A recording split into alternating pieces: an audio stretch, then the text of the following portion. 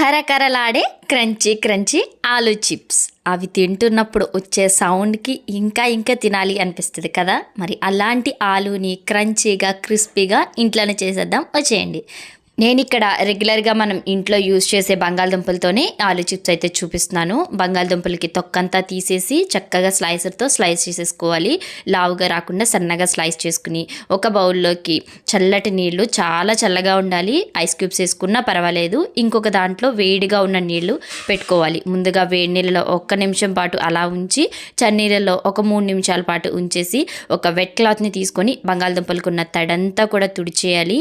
ఇప్పుడు స్టవ్ మీద కడాయిని పెట్టుకొని హాఫ్ వరకు ఆయిల్ని హీట్ చేసుకుని ముందుగా స్లైస్ చేసుకున్న ఆలూ చిప్స్ అన్నీ కూడా వేసేసి చక్కగా 3-4 మినిట్స్ పాటు ఫ్రై చేసుకుని ఒక బౌల్లోకి తీసేసి కొంచెం సాల్ట్ కారంతోనే టాస్ చేసేస్తే ఆలూ చిప్స్ అయితే రెడీ అయిపోతాయి. డీటెయిల్డ్గా వీడియో కావాలి అంటే కనుక లింక్ని ట్యాగ్ చేస్తాను, చూడండి.